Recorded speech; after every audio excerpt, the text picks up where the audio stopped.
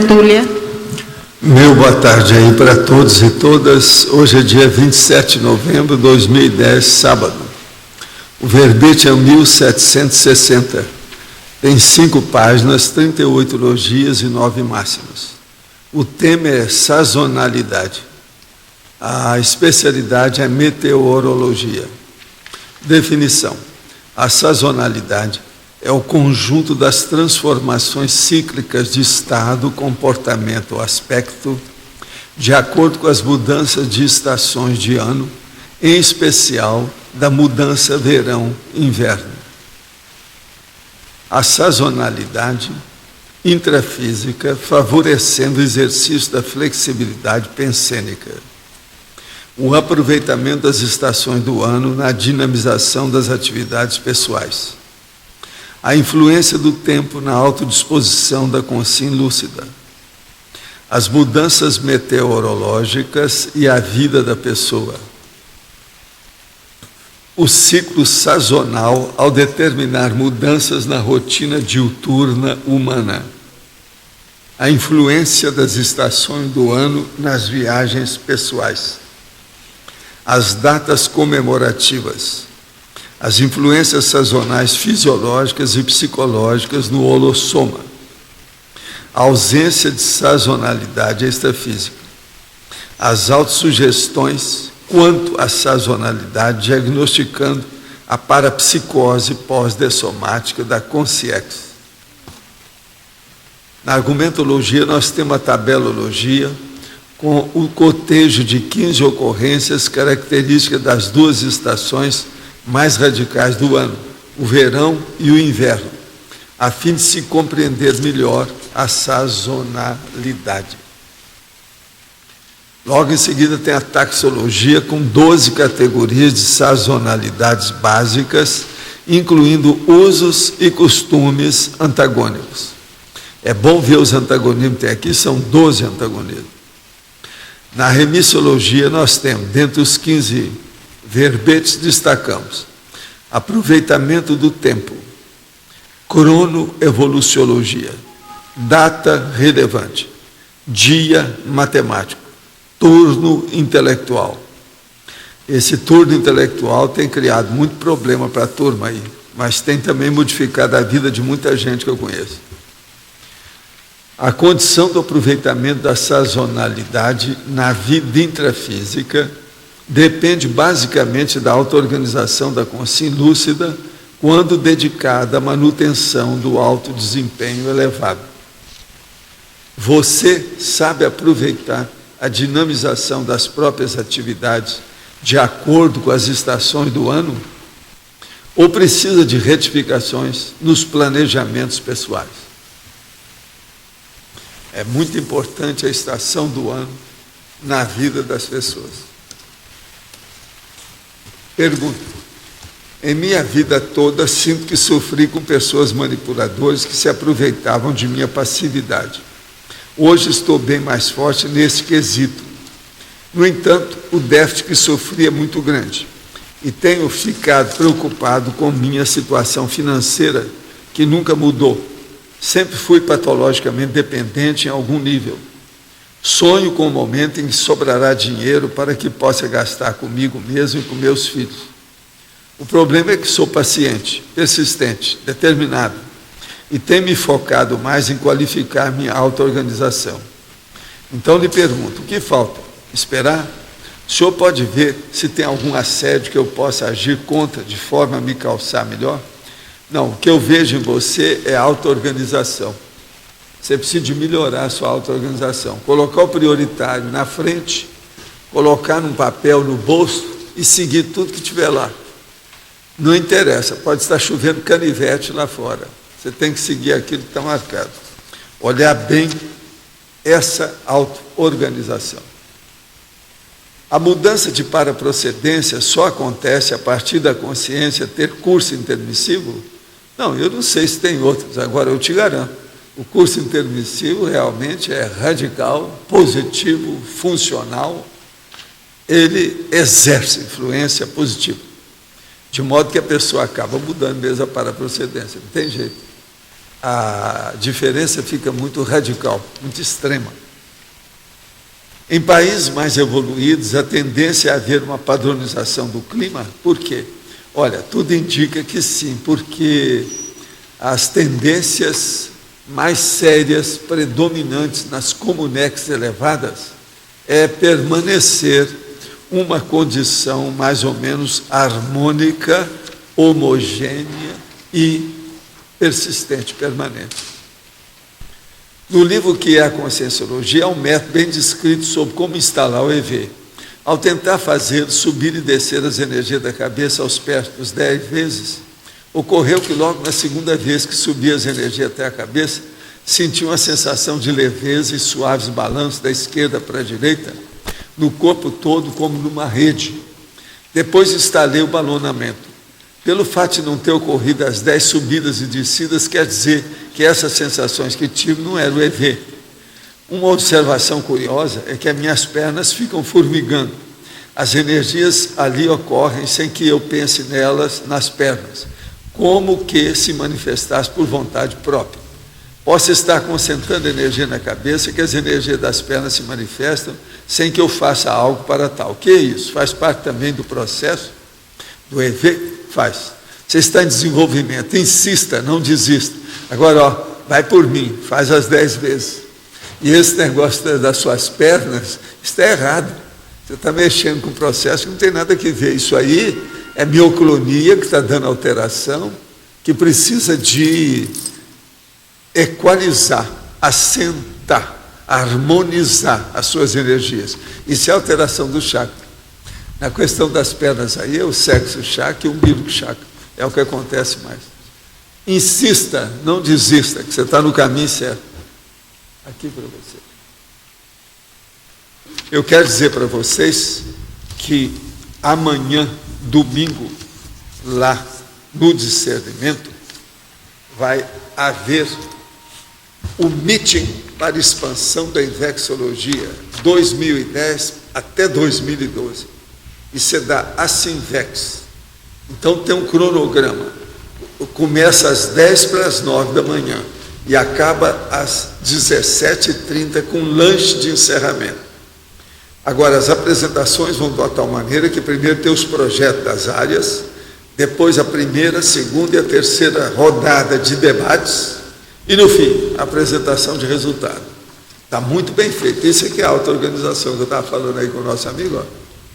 A Sinvex está fazendo com a auto-organização perfeita. É isso aqui.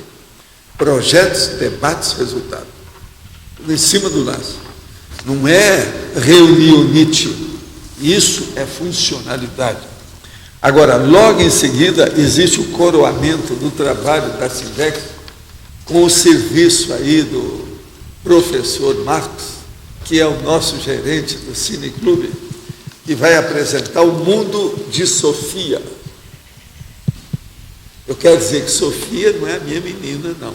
A menina, a filha do Jarbas. Mas é sobre o mesmo assunto, que é filosofia. Você sabe que ela é dedicada ao processo de estudo. Ela é pequenininha, mas estuda muito, estuda sem parar. Lê livros sem parar. Agora, então, é o mundo de Sofia. É um romance da história da filosofia. Agora, ó, esse filme é fora de série sobre esse assunto. Ele pode chegar até 3 horas. Lá vai depender do povo. Você vai querer ver as 3 horas, ou só 2 horas, ou tanto que quer. Porque tem a história toda e muito sério. O autor do romance, que deu por fim esse filme, ele é norueguês.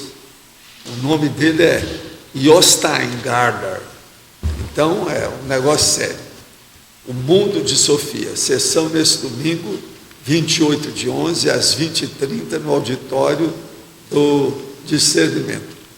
Agora, o filme é uma série condensada em 2 DVDs e tem duração aproximada de 3 horas, 200 minutos, devendo terminar somente por volta das 23h30.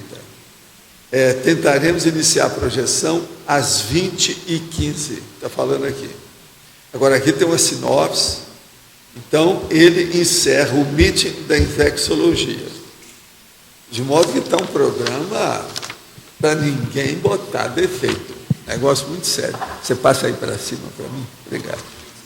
Hein? Pois é, existe um outro filme, é isso que eu queria falar, para não haver confusão, A Escolha de Sofia, que é o negócio da guerra, que é outro assunto. Esse aí é o mundo de Sofia. Agora, o que é importante é que esse é o estudo da filosofia. Vale a pena estudar. Arlindo, se você não ver esse filme, não há vergonha. Não é que eu vou vai perguntar para você e você vai ficar a ver navios. Vou fazer o comentário ele que vai fazer agora. As marcações. Esse filme, ele pega resumidamente aí tem essa garota Sofia no meio, no filme, no livro, e ele pega todas as escolas, as principais escolas filosóficas, ele aí explica para a garota sobre todas as escolas. É interessante isso aí, é muito interessante. Gente, vocês estão vendo um filme e aprendendo as coisas mais sérias que tem, prioritárias. Eu acho que devia até cobrar mais essa entrada. Não, preço por enquanto, se o pessoal pagar pela comida também já ajuda, né?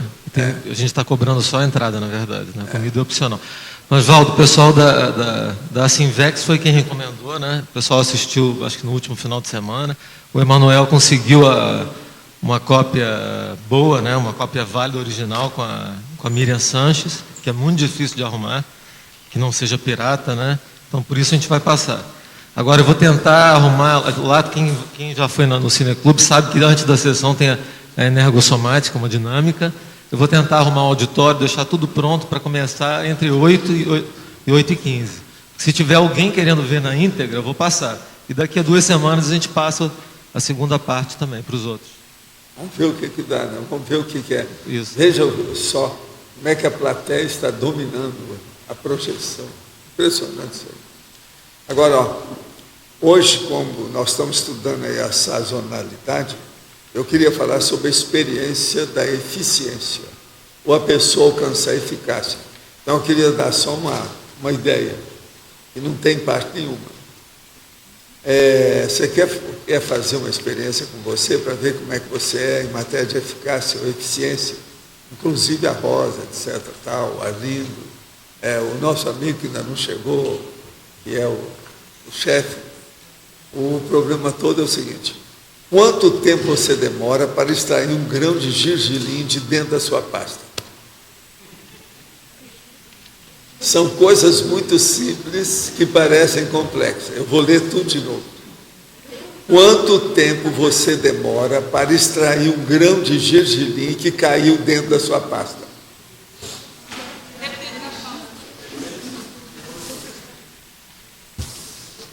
Pessoas que comem qualquer coisa que tenha gergelim, uma das coisas que mais suja em matéria de comida é o gergelim. Que ele solta do pão, ele solta do que tiver, do bolo, de qualquer coisa, e fica em cima da mesa. Então ele cai na pasta. Pasta que eu estou falando pode ser laptop, alguma coisa. Agora, então eu pergunto, quanto tempo você demora para extrair aquela semente dentro do seu material? Isso aí é uma coisa séria. Tem gente que, por causa de uma bobagem dessa, joga tudo no chão, cria problema. Isso mostra a eficácia, mostra a eficiência da pessoa. Então, um grão de gergelim, presta atenção. Isso é terrível, gente. Pensa bem. Eu conheço bem isso, porque de vez em quando tem.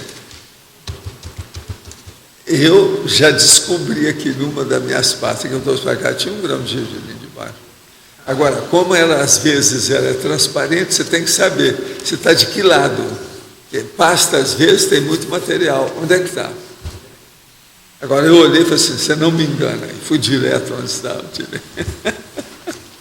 Então, o grão de gergelim. Vocês nunca pensaram, nunca fizeram uma experimentação com um grão de gergelim nesse nível. Já fizeram para comer, mas para procurar, não. E outra coisa, vocês já viram que o grão de gergelim é uma ponguinha, né? Uma coisinha. Então, o negócio é sério. Tudo é um processo técnico. É assim bem. Por exemplo, o Álvares, que é especialista em picuinha, ele precisa de fazer essa técnica. Ver como é que é. Qualquer coisa eu vou trazer o gergelim, jogo uma série de pasta e dou para o povo. Valdo, aqui na página 17, Fatologia, Na penúltima linha, o balanço sazonal das autorrealizações, o último item. Isso aqui é o seguinte, eu acho que determinados processos dentro do critério e do trabalho em andamento da PROEX da pessoa, ela tem que ver determinadas atividades que ela desempenha de acordo com a estação do ano. Então, a hora que termina, ela tem que ver como é que fica. Agora, por exemplo, nós estamos entrando na estação aí do verão. Então, é época de muita festa, muita coisa. Isso tudo, às vezes, paralisa os trabalhos que a pessoa está fazendo, porque ela tem que desviar para fazer o social. Isso tudo é um processo para se pensar, isso nós estamos falando. Balanço sazonal das autorrealizações. Qual é a época que você funciona mais? Agora, é importante as pessoas verem também o que é o verão, o inverno, que é essa tabela que tem aí, e ver também a sazonalidade de acordo com a situação da pessoa, aquilo que ela faz. Aqui, por exemplo, tem a sociológica, tem a instrumental, vale a pena pensar nisso, a etológica. Muito bom isso aí, essa taxologia. Agora, nessa questão do balanço das autorrealizações, também tem a ver o desempenho da pessoa ser maior numa determinada época ou menor, né? Da mesma forma que a tendência da pessoa é quando ela tem mais experiência, ela fica mais madura, ela assenta mais as coisas e ela não fica com muita influência suscetível assim. De instabilidade. Ela fica mais fixada, estável. Isso aí é importante. Valdo, a pensinologia, a penúltima e última linha, a sazonalidade intrafísica favorecendo o exercício da flexibilidade pensênica. Tem essa questão de quente e frio, é isso? Isso aí influi muito na pessoa, porque ela tem que ver como é que o corpo físico reage aos processos de temperatura, da umidade do ar, o estado geral da pessoa. Por exemplo, nesse momento, aqui dentro nós estamos a 23 graus, 45% de umidade relativa do ar. Lá fora está a 43 graus. Entende? Se você sair fora, mesmo na sombra, a diferença é de 20 graus com o que nós estamos aqui dentro. Agora veja, há pessoas que sentem isso mais ou menos. Se uma pessoa, por exemplo, ela estiver com um casaco, ela vai sentir menos o processo do frio, mas a tendência dela vai sentir a temperatura aumentar. Se ela estiver sem casaco ou toda aberta, ela vai sentir mais frio. Então, isso tudo influi demais no processo também da estação do ano. Uma outra coisa, aqui em Foz é muito bom porque tem as estações do ano. Isso ajuda o processo do corpo. Para a saúde é melhor que tenha as estações do que não. Entende? Por exemplo, você vai para um lugar que tudo é gelado, o tempo todo é mais gelo do que tudo, isso não é bom para a saúde. Você vai para o outro, onde tudo é só calor, calor, calor, isso também não é bom. Essa temperatura média de 20 graus, sei lá, seria a média ideal? A média ideal para tudo aí é 20 graus. Agora, por exemplo, para o processo parapsíquico, um pouco abaixo, às vezes ajuda mais. Mas as pessoas, para isso, têm que estar adequadamente vestidas ou preparadas. Senão não dá certo. Agora, porque o frio também, ele às vezes é pior do que o calor. Entende? A sensação dele perturba o processo parapsíquico, às vezes mais do que o calor. Agora, com o calor, tem certos processos, por exemplo, de efeito físico, desista. Não adianta mexer com isso, porque não funciona. Com muito calor... O calor é a baratosfera, é a caldeira do Pedro Botelho. Mas com muito calor, no meu caso, mas deve ser em geral, eu não consigo, por exemplo, ler direito, me concentrar para fazer alguma coisa intelectual. Agora, hoje, não tem jeito, por todo lado, nós temos que ter mesmo ar-condicionado, ver os higrômetros da vida, examinar como é que é a temperatura dentro e fora de casa. Eu vejo isso o tempo todo. E fora outras coisas que eu faço que é para ajudar mais rápido. Por exemplo, o exaustor. Um exaustor numa sala ajuda demais. Está muito quente, o que você faz? Põe o exaustor, tira aquilo tudo, limpa tudo, você liga o aparelho de ar-condicionado mais baixo, por exemplo, põe em 18. A coisa melhora. Hoje os aparelhos de ar-condicionado, os condicionadores estão muito melhores do que os de antigamente. Eu uso isso porque eu era o velhinho da bolha. Teve uma época que eu tive que ficar mais em casa por causa da minha hipertensão. Eu superei isso tudo, trabalhando com as energias e o ambiente. O exaustor, o que ele faz com a temperatura? Ele, por exemplo, está muito quente lá dentro. Você põe o exaustor, ele leva todo aquele ar quente para fora. Você está entendendo? Você vai pôr para fora, você não vai puxar o de dentro. Só se de fora for limpo e a temperatura esteja baixa. Aí vale a pena puxar o de fora para dentro. Mas o negócio sempre é tirar de dentro para fora. A hora que você tira, melhora mais. Isso aí é importante. Uma outra coisa também, a hora que você ligar o ar, você pode desligar o exaustor e abrir as portas da peça que você está, aquele cômodo. Aí o ar-condicionado começando, ele joga também o resto que sobrou. Aí você fecha as portas logo em seguida, melhora. Os dois juntos, o ar e o exaustor, não é bom ligar junto? É bom julgar com isso. Você está entendendo? Agora, outra coisa. A questão da umidade, o ideal é ficar na base de 60%. Você está entendendo? A umidade do ar. Isso é o ideal. Agora, por exemplo, se ela vai aí para 30, já é um problema para você. Se ela for também para 90, já é um problema para você. O ideal é ficar entre os 60 mais ou menos. Por exemplo, aqui dentro, nesse instante, está 45%. A gente não está sentindo nada, porque quando tem muita gente, isso defasa, você está entendendo? As marcas, as taxas que você vê. Te dão desconto das pessoas. Cada pessoa aqui é uma fábrica, uma indústria. Está funcionando. Tem calor, etc. Isso é um problema. Calor e vapor também, né? Hein? Vapor também. Vapor, sai do corpo vapor. É perspiração inconsciente. Todo mundo tem a perspiração inconsciente. É um ensaio. Eu escrevi agora um verbete para dar mais detalhes sobre esse assunto, do corpo. Eu ainda não tinha passado um pente fino no assunto, então a gente está passando. Seguindo aquilo que o cara falou, né? Que eu tenho que fazer o levantamento da terra. Então, é inventário. Então, certos detalhes não foram falados, a gente tem que pôr. É uma pretensão imensa. O que você queria falar? Essa questão da pessoa funcionar melhor e se sentir melhor em determinada estação do ano, isso tem a ver com paragenética e holomemória ou não? Tem, é uma sugestão? Isso aí influi. Primeiro, o que influi mais é a holomemória da pessoa. Segundo, a genética que ela recebeu de acordo com o corpo que ela tem. Então, isso influi sim. Agora, o que é que se passa? O problema da pessoa é ela ser inteligente, aumentar o discernimento para fazer uma alta variação. E ela não se deixar influenciar ou ficar, vamos dizer, com a canga do ambiente, da temperatura, da meteorologia, das intempéries. Isso é loucura. Ela tem que se adaptar. Agora, com aparelhos hoje, não tem jeito, você fica sabendo de tudo. É o que eu estava falando aqui um dia desse. Tem agora uns aparelhinhos que tem aí na Argentina, no Paraguai, todo lado aqui também eles vendem, e tem a temperatura dentro e fora, aquilo é perfeito. E outra coisa, não precisa mais de fio, é sem fio.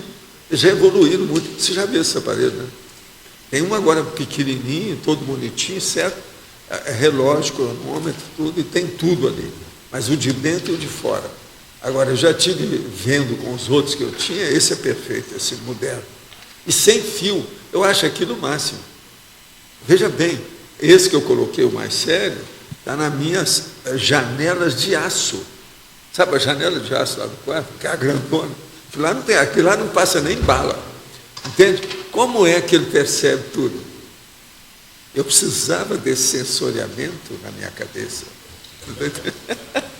Aquilo é o máximo.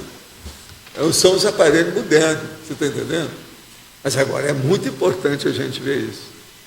Uma outra coisa, se você tem problemas, por exemplo, de muitos aparelhos no lugar que você trabalha, por exemplo, no seu escritório, e aquilo, ele vai prejudicar a avaliação das taxas dos aparelhos que você está medindo, é só você repetir o aparelho.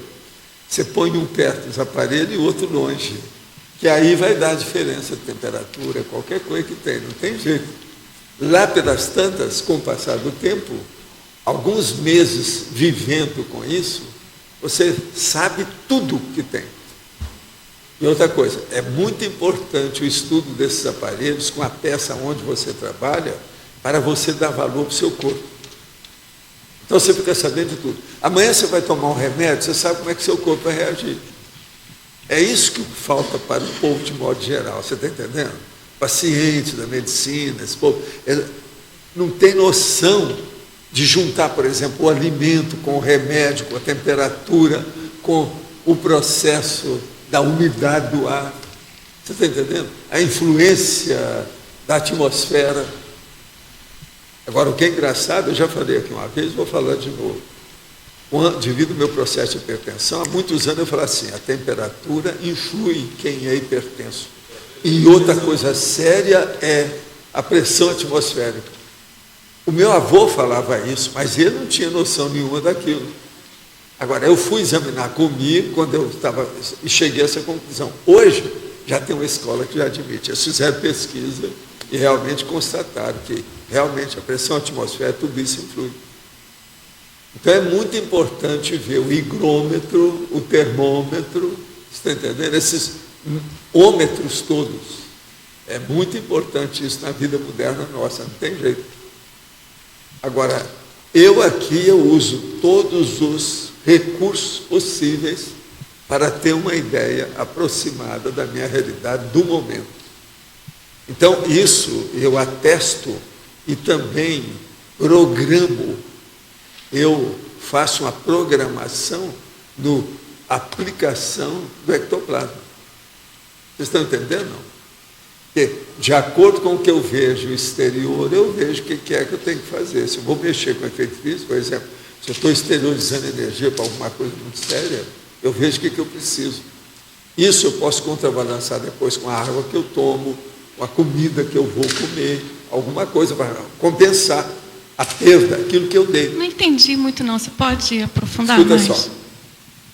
A hora que você fica sabendo como é que está, você vê como é que seu corpo reage. Você já sabe quais as reações que ele tem, a respeito de temperatura, a respeito do processo da umidade.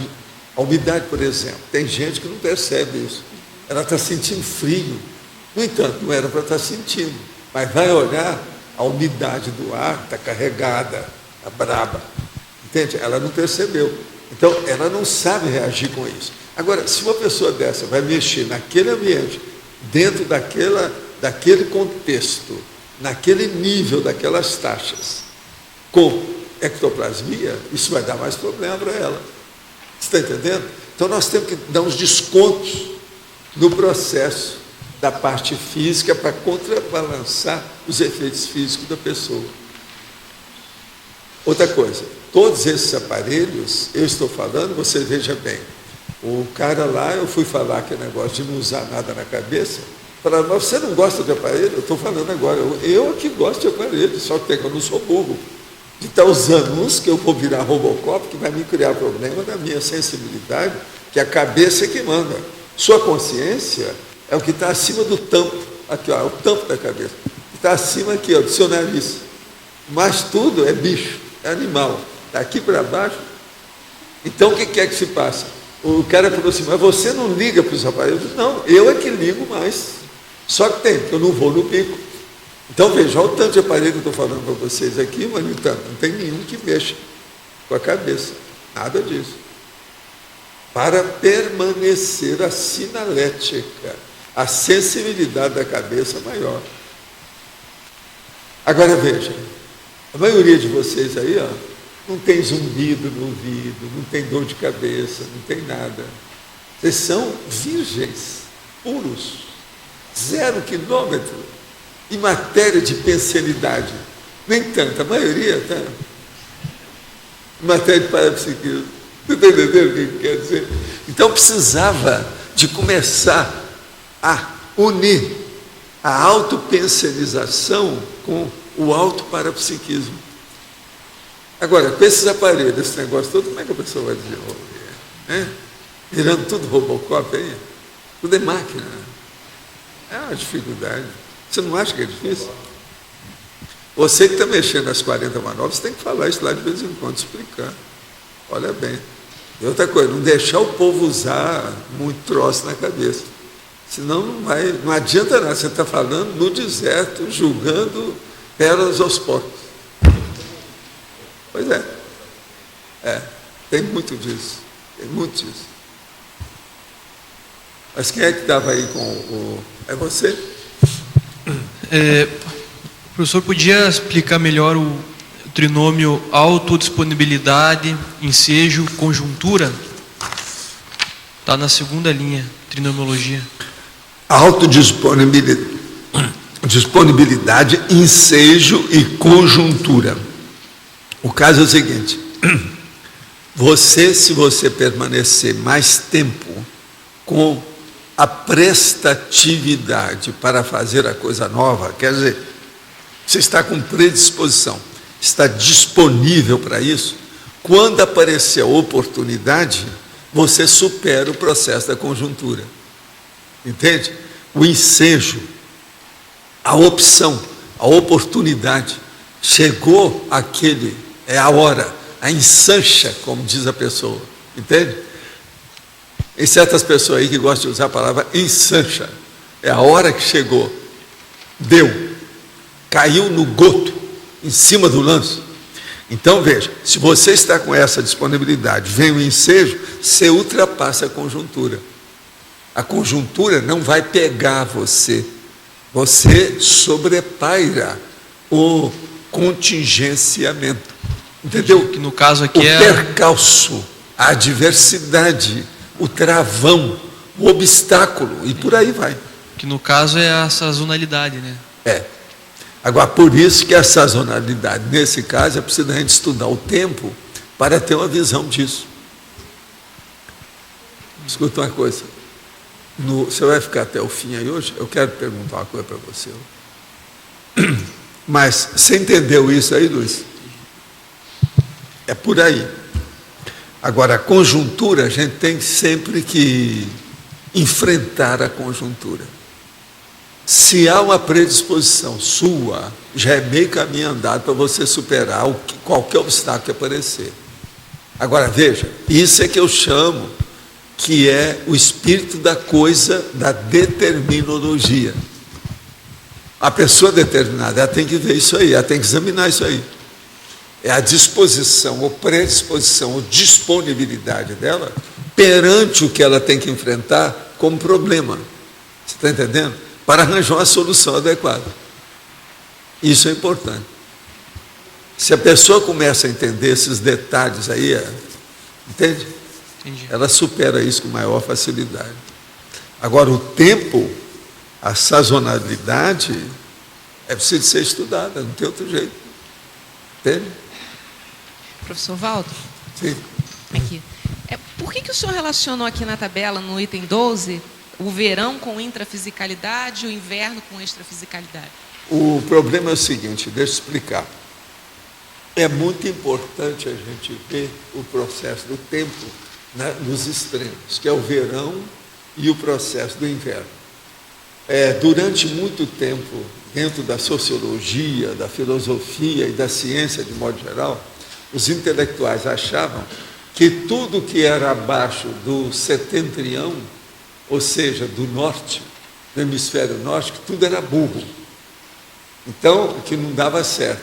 Que tudo no norte que tinha maior inteligência, porque lá tinha frio, o povo pensava mais, filosofava, fazia maior reflexão. É tanto que, por exemplo, até hoje ainda tem uma opção de ranço sobre essa bobagem grande, que é um processo racista, até um certo ponto, da geopolítica, é o racismo aplicado na geopolítica. Então, por exemplo, o povo de Turim, ou os processos mais milanês na Itália, que é o norte da Itália, estão sempre brigando com a parte do sul. Porque eles acham que lá tem mais inteligência, eles é que trabalham, eles é que carregam a Itália no peito. O resto tudo é rabo. Tudo é besteira, não é bem assim. Você está entendendo como é que é? Agora, depois, na segunda metade do século XX, muita gente começou a estudar o processo da meteorologia e examinar isso. Inclusive, andar estudando umas coisas sérias de ciência, gente da Argentina, gente do Canadá, etc. Tal. Então, eles chegaram à conclusão que isso tudo é furado, que depende da constituição da pessoa perante o ambiente que ela está. Se ela se adaptar bem, ela supera as dificuldades do problema de temperatura maior ou menor. Que é isso que eu estou falando aqui. Agora, o que eu estou falando, eles não estudaram, que é o processo de parapsiquismo. O meu é pior. A fímbria é mais detalhada, é mais séria. Isso aqui, o nível é muito mais agudo. Então, veja bem, a hora que eu falo dos aparelhos, essa situação toda, é importantíssimo. Então, vamos supor, uma pessoa que mora, por exemplo, num local que seja igual a determinada cidade do Canadá, que a maior parte vive debaixo da terra, porque é um frio danado e neve e gelo o ano inteiro. Aquilo não é bom para a pessoa, nem nada. Ela não tem nem contato com a natureza direito. Então, é uma vida artificial muito séria, que não é... E outra coisa, só de um jeito. O corpo humano é isso. O nosso corpo foi feito para ter as estações. Por isso que tem o dia e a noite, tem de manhã, de tarde, de noite, madrugada. Olha aí, cada dia tem o seu modo. É o ciclo circadiano. Agora, a mesma coisa, por exemplo, você ficar na África, em certos lugares africanos, o calor senegalesco, como eles chamam. Entende? No Senegal, por exemplo. Isso também não é o ideal, porque é tudo quente, a pessoa tem um desânimo danado, tem que estar sentado, abanando, ou evitando os mosquitos, aquela coisa toda. Então, isso também não é ideal. Então, são duas coisas radicais ou extremas e deve ser evitada. Agora, conosco aqui, nós temos isso tudo em Foz, o ambiente aqui é muito bom sobre isso, o povo não entende. Tem gente que reclama muito que aqui faz calor, mas não é isso. Quando chega a noite, esfria, baixa a temperatura, sempre foi assim, o ano inteiro. Faz 15 anos que eu estou aqui, mais assim, direto. E a gente sabe que é assim. Então, muda. Agora, o que é que se passa? Aqui, às vezes, eu já vi menos 4 graus e mais 44 graus. E eu registrando as coisas direitinho para ver como é que era. Então, com isso, num dia só, você tem uma queda de temperatura, às vezes, de 25 graus. Ou tem uma subida, uma elevação de temperatura de 25 graus. Isso mexe com o corpo da pessoa. E é bom para a saúde, aumenta a imunidade dela, da pessoa. Então, isso tudo hoje já está mostrado que cidade tropical também pode ter inteligência. A maior prova foi que apareceu São Paulo, que é uma cidade tropical. E o Rio, a mesma coisa. Tem inteligência. Eles achavam que não podia ter. E no trópico e abaixo do trópico, sabe? Que não poderia haver inteligência. Isso é o povo antigo, etc., falando. Mas aí a relação do inverno com extrafisicalidade é que eu não entendi. Pois é, mas a relação é o seguinte: no inverno, a sua tendência é ficar mais interiorizar-se. Então, há uma intraconsciencialidade. No verão, é você exteriorizar-se. Então, há mais uma psicomotricidade. É o processo do movimento. Isso é a tendência extrema. Agora, o ideal é você fazer essas duas coisas nas 4 estações. Isso é que é o ideal que a pessoa precisa entender. Entende? Então, por exemplo, agora, é hora de todo mundo ficar de shortinho, etc. Hoje eu saí, porque eu estou sem ninguém aí, todo mundo meu viajou. Então eu estava precisando de comer uma comida mais séria de manhãzinha, por causa dos meus remédios, que eu sou obrigado a fazer isso. Então eu saí com o Francisco. Ele me levou na rua Pôr do Sol. Você sabe que existe essa rua aqui. É muito poética, mas ela é bem aqui, não é longe daqui não. É só andar aí para cima e virar à direita lá em cima que entra na Pôr do Sol. Então eu fui para um bar, que é um dos que fornece material aqui para nós, e das coisas nossas aqui, sentei lá fora. Lá só tem 2 mesas com cadeira. Então eu sentei e o nosso amigo, eu fui lá para comer alguma coisa que eu pudesse comer lá na hora, lá, uma coisa mais substanciosa que eu não tinha em casa. Então, enquanto eu estou comendo, eu estou vendo o que acontecia. Cedinho, o povo saindo de casa. A maioria das mulheres que passaram estava de shortinho. Uma estava com calça comprida. Os homens, a maioria, esporte com o negócio tudo aqui. Quer dizer, pleno verão, está todo mundo daquele jeito. Eu estou falando de gente que estava andando na rua. Você está entendendo? Todo mundo de short. Faz parte do serviço. Agora veja, hoje a temperatura está boa, vocês não podem falar. Por exemplo, aqui já está 24 graus, lá fora está 38. Então é pleno verão já a situação.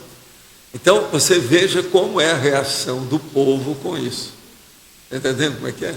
E só mais uma pergunta com relação a esses ciclos. Essa história, eu venho lá do Rio de Janeiro. Essa história que está acontecendo lá, porque estava... Como é que é? Eu não estou ouvindo. Como é que é? Essa história dos ciclos, eu venho do Rio de Janeiro. E o que está acontecendo lá, o senhor imagina que agora realmente possa gerar uma grande mudança? Porque a gente está esperando isso acontecer há muito tempo. Não, lá sempre piora quando há alteração de temperatura para mais.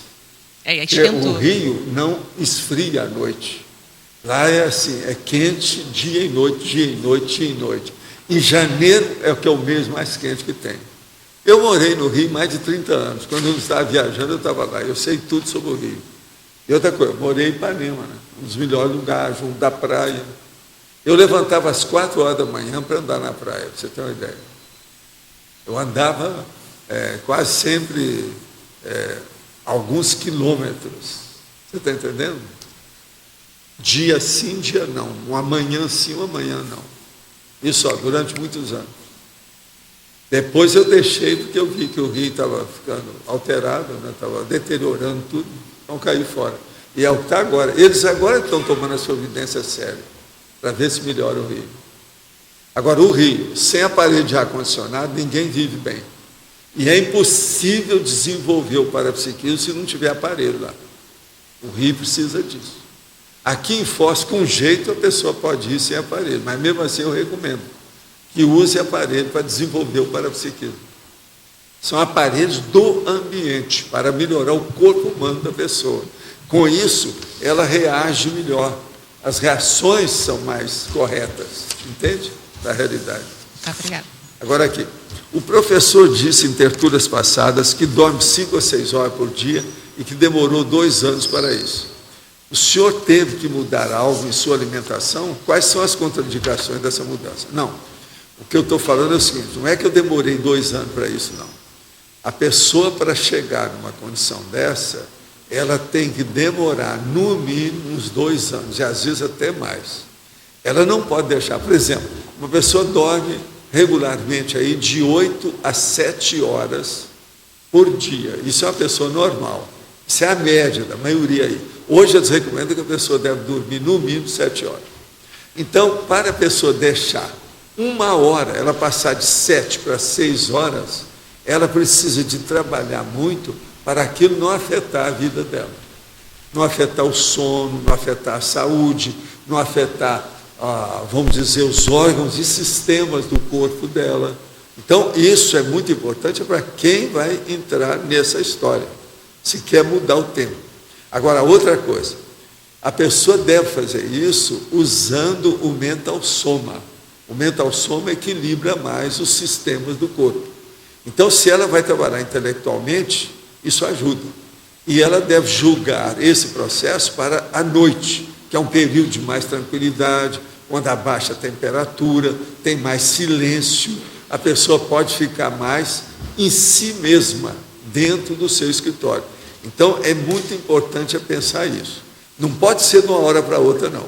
Agora, eu aconselho que a pessoa veja esse verbete do turno mental somático, que nós estamos falando aqui, né, na remissiologia dele aqui.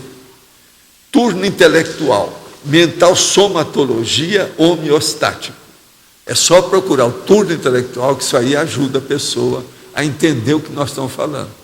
Mas para deixar 1 hora de sono, a pessoa tem que demorar 1, 2 anos para não afetar a vida dela. Senão, ela pode morrer da cura. Quer dizer, o remédio, em vez de ajudar, vai piorar a vida dela. Tem que ir com calma. A partir de que nível evolutivo uma sim começa a reconhecer outra do mesmo nível? Como exemplo, gostaria de lembrar o velhinho de New York que percebeu seu nível evolutivo e ou suas energias, mesmo o senhor estando de costas. Pode dar mais informação sobre esse reconhecimento? O problema todo é o seguinte, por exemplo, eu posso olhar para uma pessoa de costa e posso influir nela de costa, até no outro ambiente, à distância, sem precisar de olhar para o rosto dela, devido ao processo da parapsicosfera. Uma parapsicosfera não está só na frente da pessoa, está em qualquer lugar dela, é o processo dela. Então você vê de qualquer maneira, foi o que ele viu comigo. E outra coisa, ele viu numa hora crítica, porque eu estava selecionando o livro para comprar. Ele chegou e me viu vendo aquilo, eu procurando os livros de parapsiquismo lá na livraria. Então, ele devia de ter visto o processo da parapsicosfera, uma pessoa já acostumada, igual ele, a ver, ele viu alguma coisa em mim. E o que é melhor da história é o processo dele ter visto as dragonas. Isso aí é uma coisa absurda. Se a gente for contar esses casos, uma pessoa que não está habituada com parapsiquismo, ela jamais vai admitir, acha que eu estou gagá. A gente fica até calado com essas coisas, porque não vai. É preciso de ter alguma experiência para a pessoa saber esse nível, vamos dizer, sutil de manifestação parapsíquica. Não é fácil, não. Gostaria de saber a opinião do senhor a respeito da transcomunicação instrumental. Em caso de resposta positiva, qual a dica que o senhor pode dar para realizar uma pesquisa técnica correta e cosmoética do fenômeno? Olha, eles já estão fazendo o laboratório, qualquer coisa você conversa com o doutor Hernandi e também com o Chico. O Chicão também entende disso, é muito amigo da nossa amiga lá, a Rinaldi, que toma conta disso. Essas coisas são boas, mas eu não acho que isso seja ainda o máximo. Para mim não é. O máximo mesmo é a pessoa. Como se dá a sazonalidade no extrafísico? A primeira coisa é a seguinte, se no extrafísico a sazonalidade que existe é da consciência baratrosférica ou da consciência evoluída. Se ela é baratrosférica, o ambiente é péssimo. Então ela está no infernão, é a caldeira do Pedro Botelho. Se ela está num ambiente elevado, tudo que ela pensa, qualquer um percebe, o ambiente é tranquilo.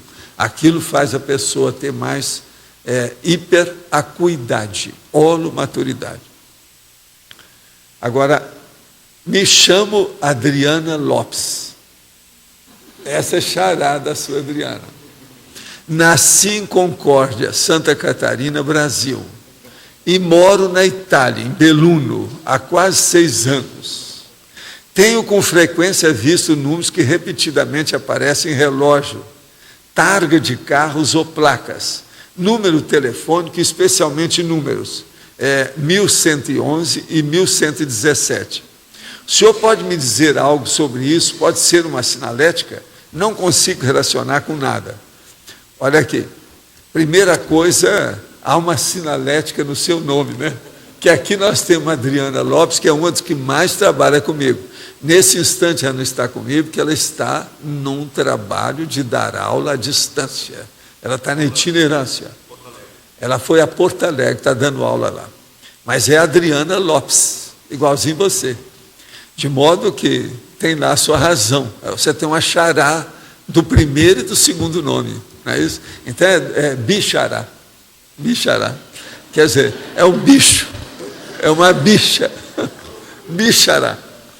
Agora, então, vamos entender. Você, a primeira coisa que você tem que fazer é o seguinte. Se você não tem um laptop, compre um laptop. Isso é muito importante. Que é para você anotar as coincidências e sinergismo. Observa nos verbetes a parte de sinergismologia e olha depois os processos de sincronicidade. Agora, vai anotando as coisas. Com o passar do tempo, você pode observar o processo de numerologia que funciona com racionalidade. Então, você vai ter mensagens silenciosas sobre os processos da sua vida. Antes de acontecer, você já sabe o que vai acontecer. Através da mensagem silenciosa, através de números. Mas isso tem que estudar. Isso demora anos até a pessoa entrar lá. Primeira coisa, tem que anotar tudo para saber qual o número, a parte básica, o que é que tem. Você está vendo umas coisas que isso aí, do jeito que você está vendo, são coisas normais, acontece com qualquer um.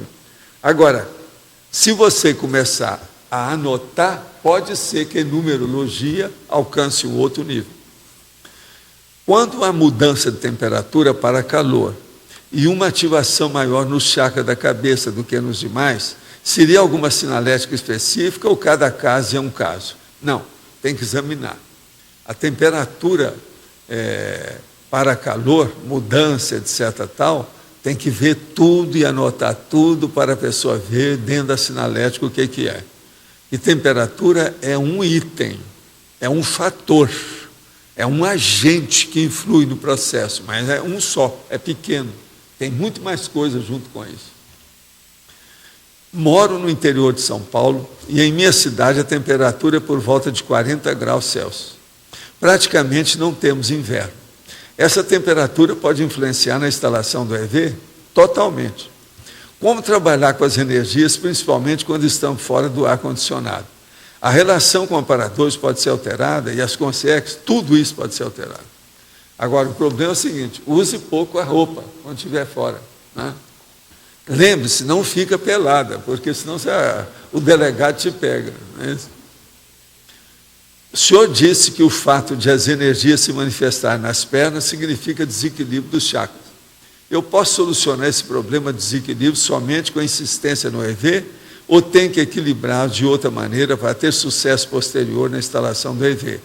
Se tem que equilibrar de outra maneira, como posso fazer? Não, insista no EV que isso tudo vai desaparecer. Isso é tipo mioclonia, com o tempo tudo isso some. Vai ficar só o essencial. Tenha que insistir, porque você está começando agora. Nas Ilhas dos Açores ocorrem as 4 estações do ano no mesmo dia. Esse tipo de clima influencia as energias, seja através da oscilação dos comportamentos, bem como emocionalmente e fisicamente, incluindo a produtividade, influi em tudo. O negócio é muito sério. Eu já vi gente açoriano me falando dessa situação junto para a psiquismo. Tinha um português que estava me falando desse negócio, faz alguns anos lá no Rio. Ele fala, não, eu sou dos Açores, a situação é precária. Já predispõe a mudança. Tá do mar, a influência do mar, essa coisa toda, lá tem muito disso. E lá tudo é reduzido, né? Mas tudo é pequenininho demais, isso aí influi muito. Sr. Valdo. Muito sério.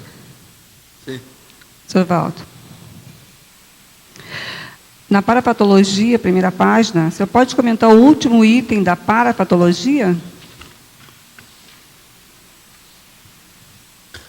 Você está falando aqui... Parapatologia. As autossugestões quanto à sazonalidade, diagnosticando a parapsicose pós-dessomática da consciência. Uhum. O caso aqui é o seguinte, o problema todo é que a pessoa, por exemplo, na estação humana, física da coisa, isso aí, às vezes, diagnostica a parapsicose pós-dessomática. Então, o que se passa? A pessoa, ela é uma parapsicótica. Então, ela está aí na rua. Aí, começa a mostrar que vai ter uma tempestade enorme. Ela vê que vai chover. Daí a pouco ela sente que vai chover. Então o que ela faz? Ela corre depressa para algum abrigo. Tem às vezes, eu já vi fora do corpo, a consciência que pula a janela de uma casa para entrar lá dentro. Ela tem dificuldade de entrar na casa, ela pula a janela como se fosse uma pessoa para fugir da tempestade. Agora veja que loucura. Como é que ela faz? Ela sente a influência disso. Então, por isso é que chama parapsicose. é uma psicose extrafísica, que há uma influência do processo físico. Você entendeu? Entendi. Esse processo, por exemplo, de consciência entrar nas casas quando chove é um fato. Tem gente, até no interior mesmo lá de Goiás, que eles recomendavam. Começou a chover, fecha as portas e janelas e tudo, que eu não quero que entre gente aqui. Você está entendendo? Porque que essas coisas ocorrem. Por exemplo, se o cara está numa casa dessa, e perto lá da casa dele tem um clube, como é que fica isso? Esse clube tem de tudo, o ambiente é pesado. Embaixo ele tem razão. A casa dele vai ficar cheia de gente doida. E outra coisa, literalmente para doido, para louco. Existe isso tudo. Professor Valdo, aqui na tabela, na página 20, o senhor pode comentar o item 15? O item o quê? 15, o último. 15. Fenomenalidade para fenomenalidade. Porque a relação da fenomenalidade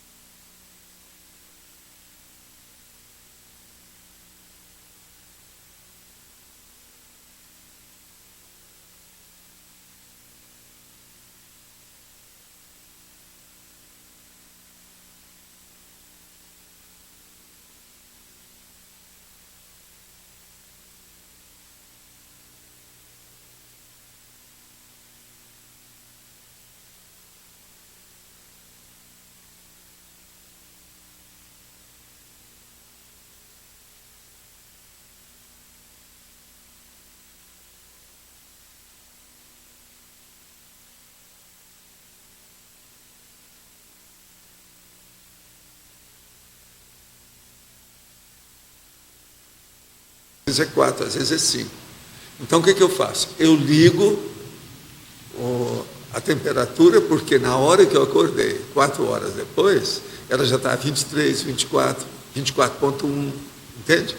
Então, eu deixo. Quando eu acabo o meu trabalho, que eu volto para o quarto, eu desligo o aparelho de ar-condicionado, porque já está tudo em 20 graus de novo. Você entendeu? Por quê? Aumenta. No verão não tem jeito. Aumenta mesmo. E olha, tudo fechado, mesmo assim aumenta. Não tem jeito. Isso é natural. É o jeito do verão. Então agora é época para isso. Agora, por exemplo, eu jogo com esse processo o tempo todo. Uma outra coisa, não fica pensando que eu perco tempo com isso, não. Tudo isso é feito quase que automático. Com o tempo você acostuma, você nem vê que você está fazendo as coisas, aquilo é automático. E eu faço isso tudo pensando em outras coisas, resolvendo ideia, arranjando verbete novo. Você está entendendo? Tudo ali, ó. Em seguida. Por exemplo, essa noite eu levantei, fiz um verbete. Depois disso, eu vim com os processos que eu faço aí, os pós-fácios, os originais, eu comecei a pensar.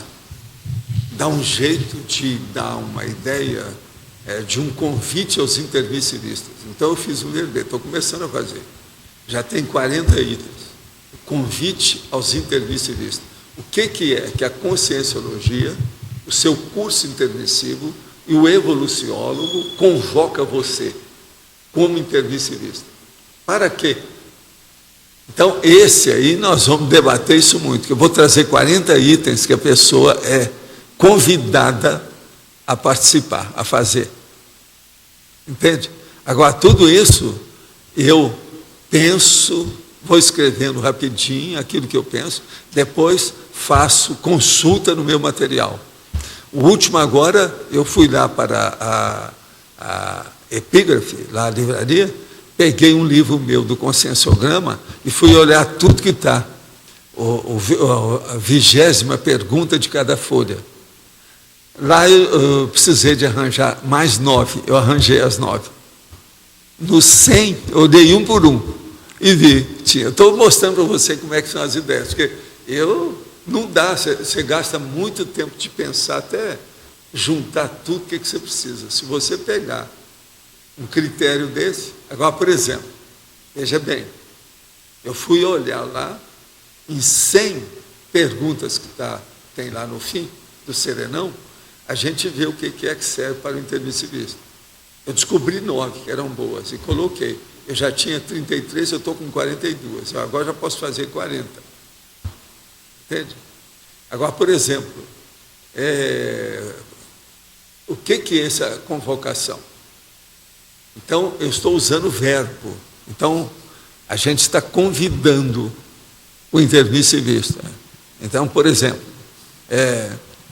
executar a sua proex. E por aí vai. Tudo assim, na base, entende? Eu arranjei 40 até agora. Pode ser que eu vá colocar até mais com o tempo. Vamos ver como é que fica. Agora, o essencial eu vou colocar lá. Isso vai dar um resumo muito bom. Aquela pessoa que chega e vai assim, olha, descobri que eu sou intermissivista. Então eu falo assim, então está aqui um verbete para você. Você vai se virar com isso aí. Liquida com o assunto com ele. Tem tudo ali já mastigado. O que ele tem que fazer? Agora, lá eu estou colocando para procurar a Apex, para ver o negócio da ProEx, examinar na Apex, participar. Outra coisa, ser consim cobaia. Eu estou falando lá. Tudo é um convite da conscienciologia para as pessoas. Você não acha que é uma boa síntese? Prático, objetivo. Agora, o problema é trabalhar com isso para colocar essa objetividade. Isso aí pode nortear o Congresso dos Intermissivistas. Pode. Depois aí você mostrando aí, porque aí a gente pode tentar compor o próprio Congresso colocando esses itens aí. Pode.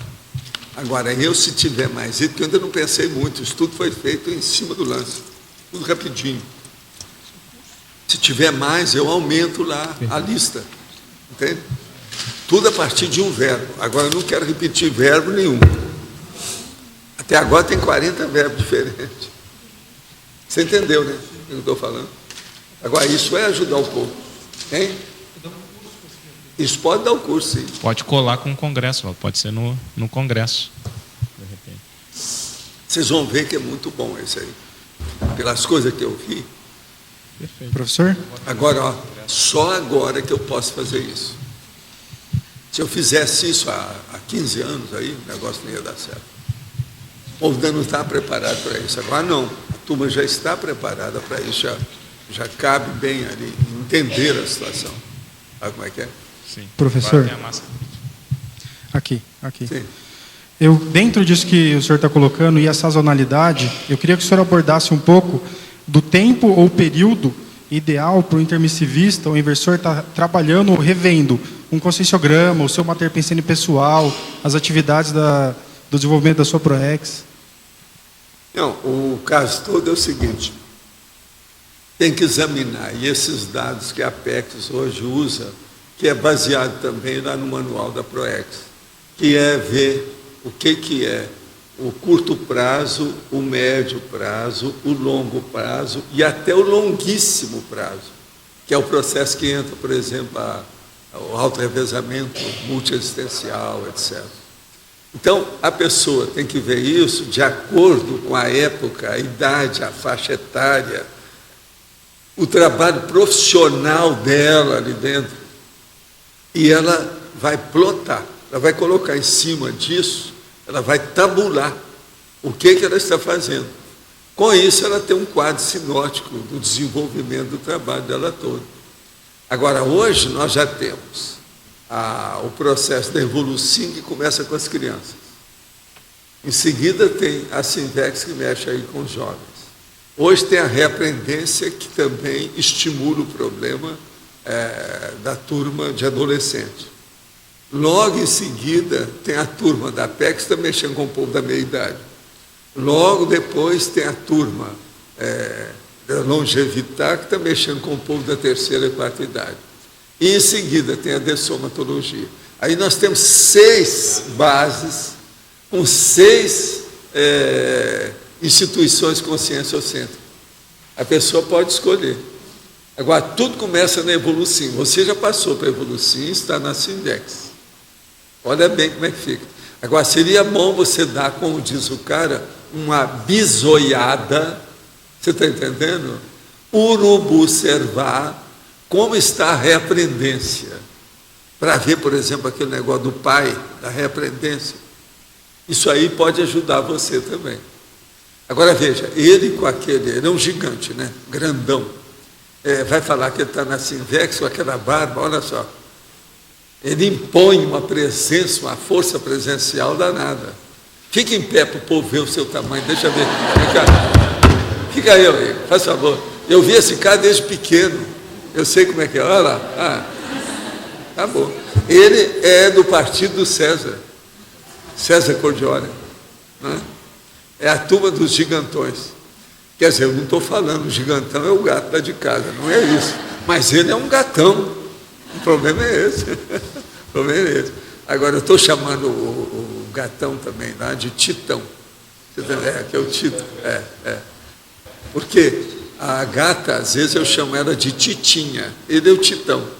Titinha quer dizer pitititinha, que é a criança que fala assim. Não é isso? Pitititinha. Então, eu chamo ela de Titinha.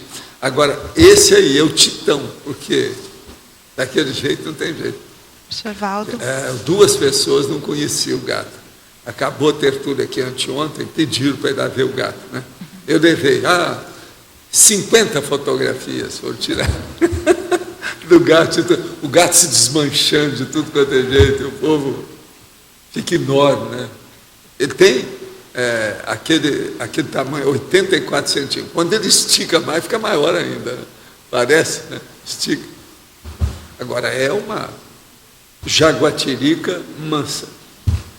Professor Valdo, o senhor já teve algum amparador assim, que acompanhou o senhor muitas vidas e que o senhor nunca mais viu?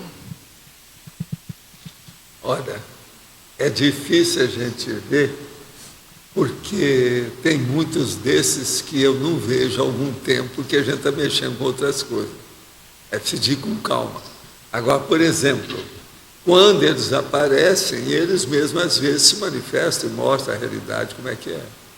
Agora, tem alguns que são mais avançadinhos, depois que fica, por exemplo, tipo evoluciólogo serenão, e você perde de vista. Não dá para acompanhar tudo o que é que se passa. Entende? Porque a esfera de manifestação dele se amplia e transcende a esfera da gente que é menor. O fato de a pessoa ter, a consciência ter sido pitonisa antes lá da China, pode dar a condição dela estar melhor agora, estar numa condição melhor. Depende do que ela fez com isso, né? Hã? De o que ela fez com isso. Tá. Ela se encaminhou para quê? O que ela fez? Isso tudo tem que ver. Se ela permaneceu firme dentro do trabalho e começou a fazer assistência com isso, o parapsiquismo deve ter influído demais. Aí, muita gente hoje é evoluciólogo e serenão porque deu mais valor para o parapsiquismo. Tá.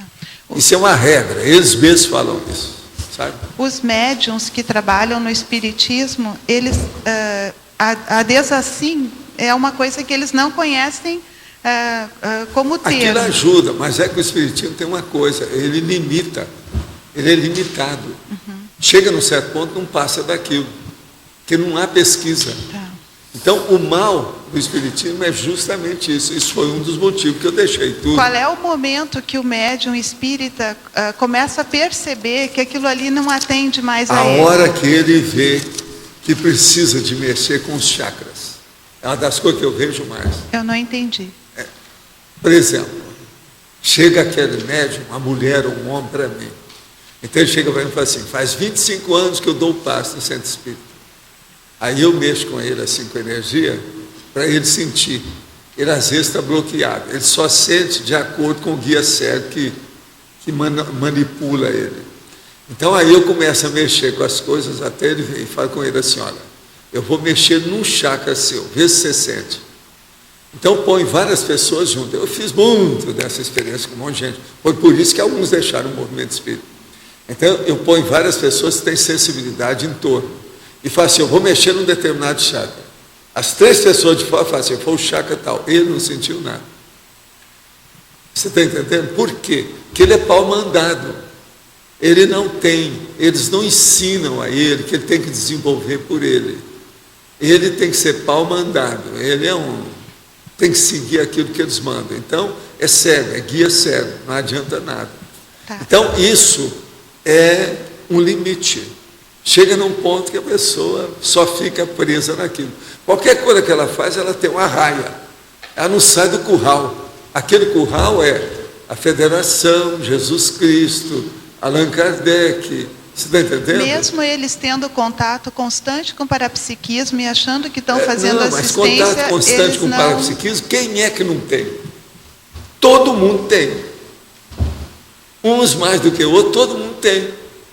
Por exemplo, como é que uma pessoa vai andar na rua, você acha que ela está sozinha? Você acha que não tem testemunha extrafísica que está vendo o que ela está fazendo?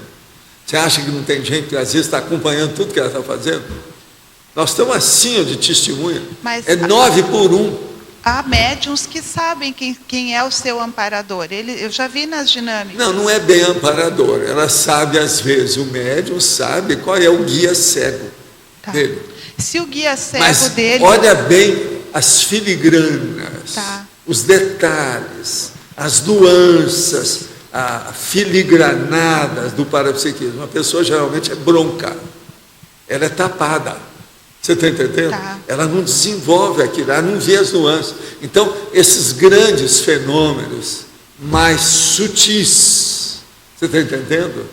De filigrana mesmo, de detalhe. A pessoa não tem sensibilidade para isso. Então, se a pessoa ela trabalha com o mediunismo centro espírita, ela vem aqui, ela ouve a tertúlia, ela faz a dinâmica...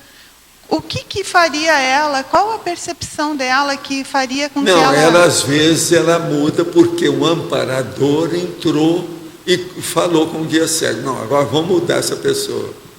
Eles lá tratam o negócio. Quando acontece isso, a pessoa muda logo. Então, mas ela passa às vezes 1, 2 anos ainda com a sede do povo de lá. Porque quando a pessoa deixa o movimento espírita, é como se deixasse, uma deserção.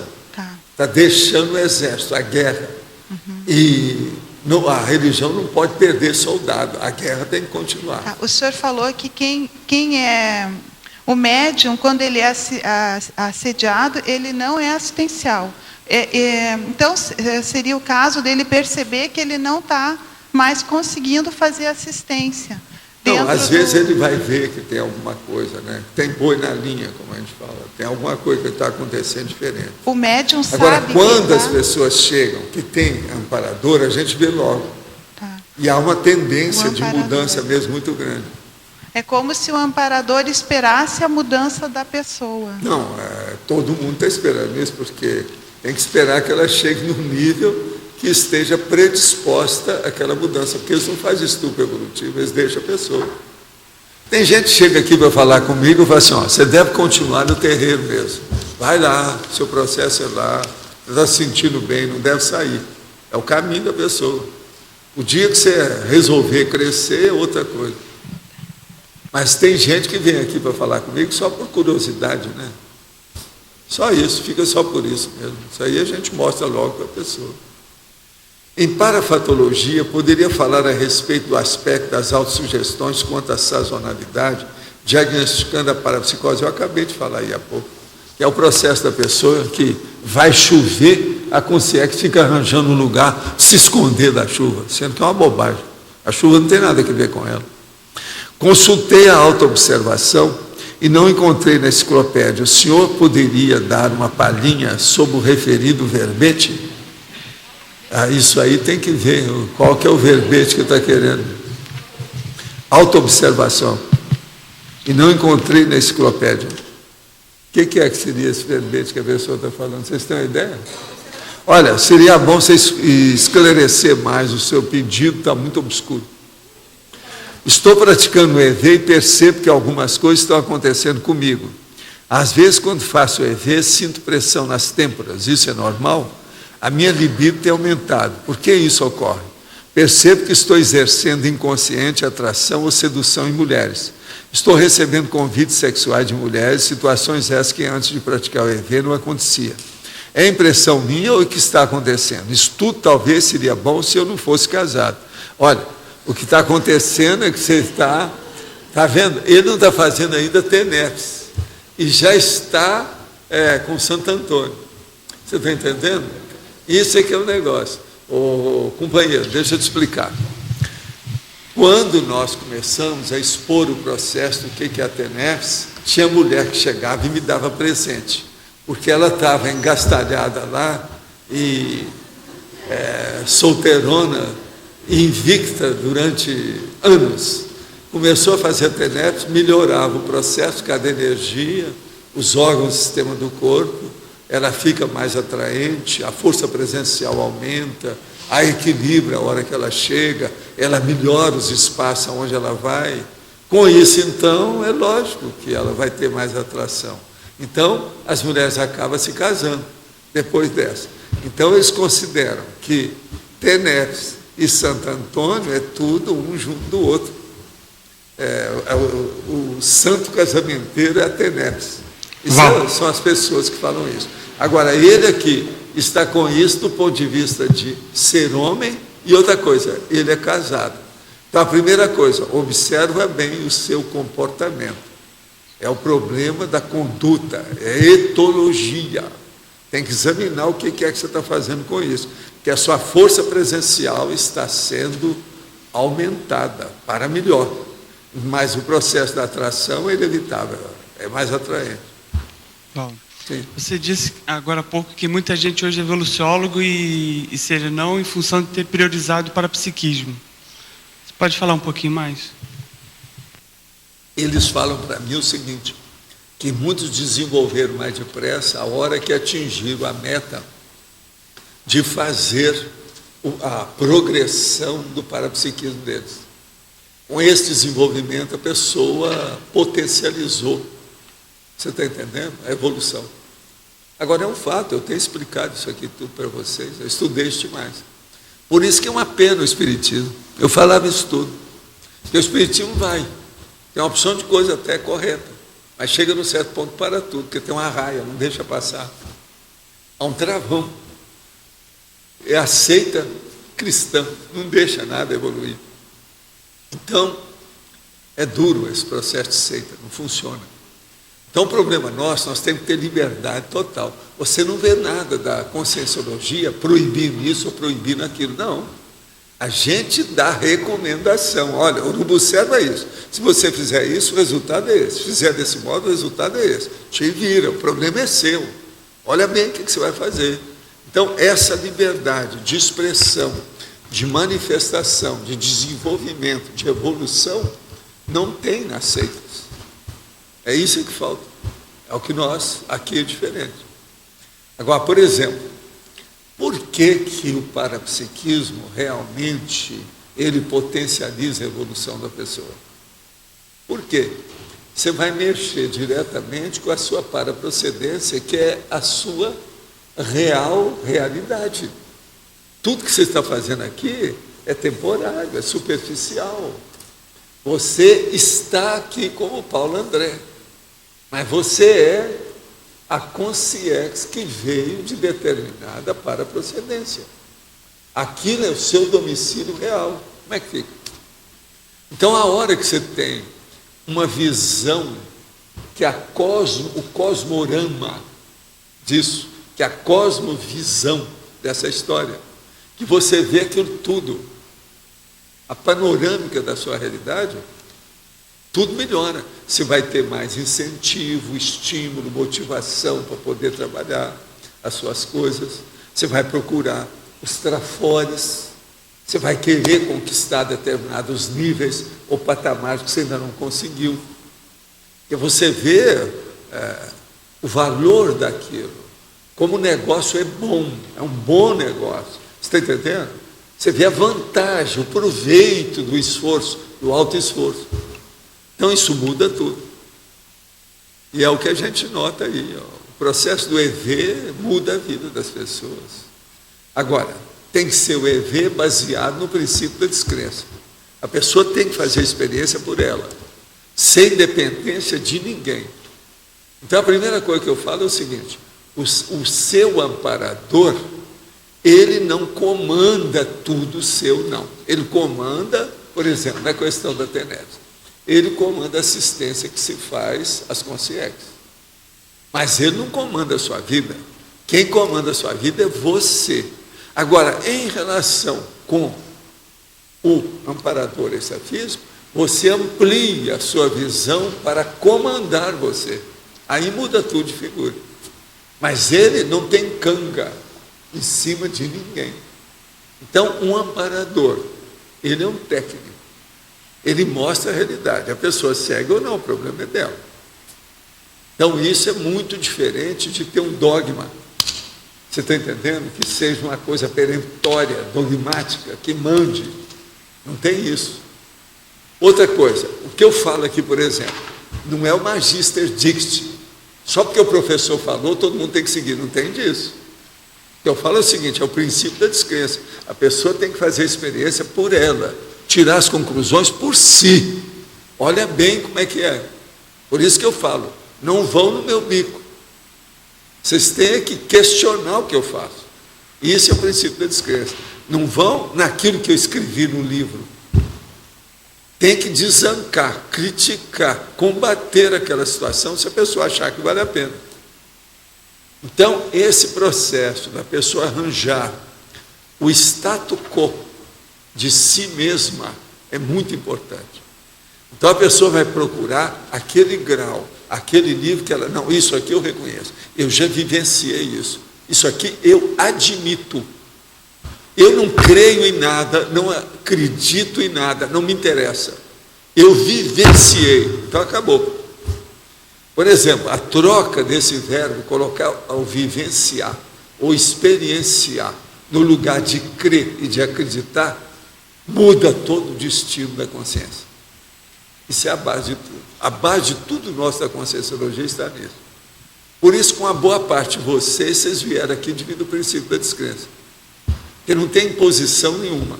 Não adianta o povo vir me falar, não, aquele cara é careca, tem uma barba, ele é um guru, o povo tudo está atrás dele e tal. Não adianta falar isso. A situação aqui não é isso. A gurulatria nós combatemos de tudo quanto é jeito, tem até verbete contra isso. Não é por aí. Agora, guru é o que tem mais. Na política, na religião, na sociologia, na arte. Todo lado tem, cheio de guru por aí, que é uma besteira. Eu acho que a pessoa tem que ponderar demais, pelo princípio da descrença, quem é que são seus ídolos, seus ícones. Você está entendendo? Os gurus, seus líderes de pensamento. Isso é muito sério. Por isso que comigo aqui, eu dou sempre mais valor para aquela pessoa que é mais crítica. Entende? Se uma pessoa é muito de qualquer coisa, isso aí não vai. A gente na mesma hora fala para ela, dá um jeito que você é genuflexa. Tem que dar um jeito nessa história. Deixa de ajoelhar. Grita alto. Esse aqui é o caminho, é a hora de gritar.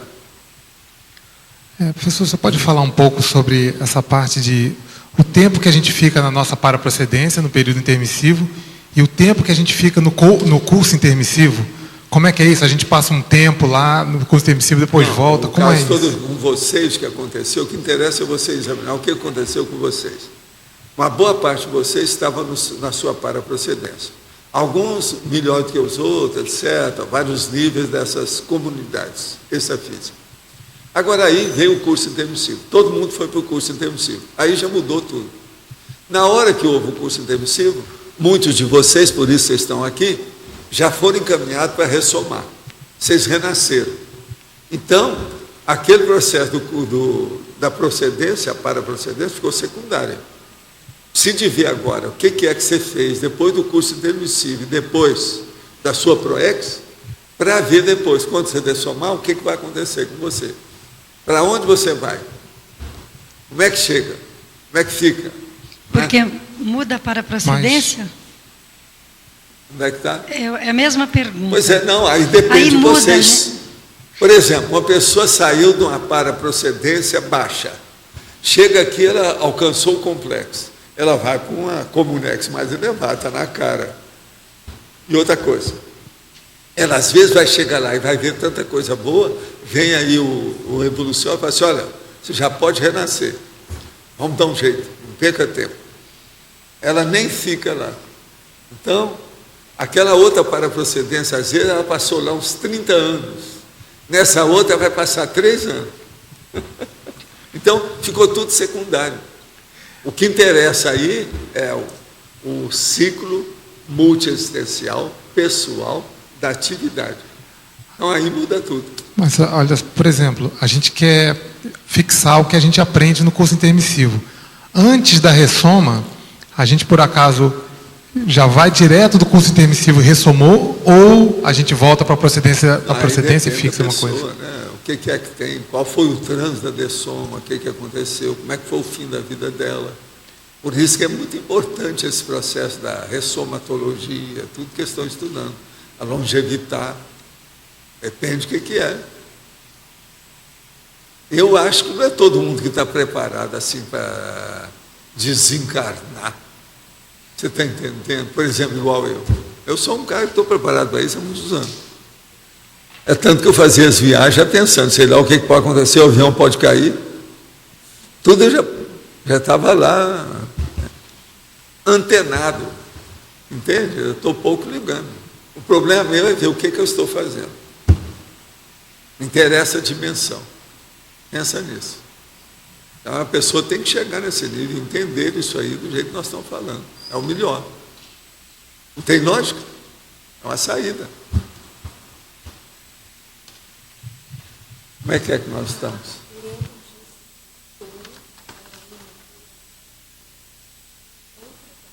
Ah, não. Quem é? O Tony, quem mais? O Tony, quem mais é a outra? Ah, sei.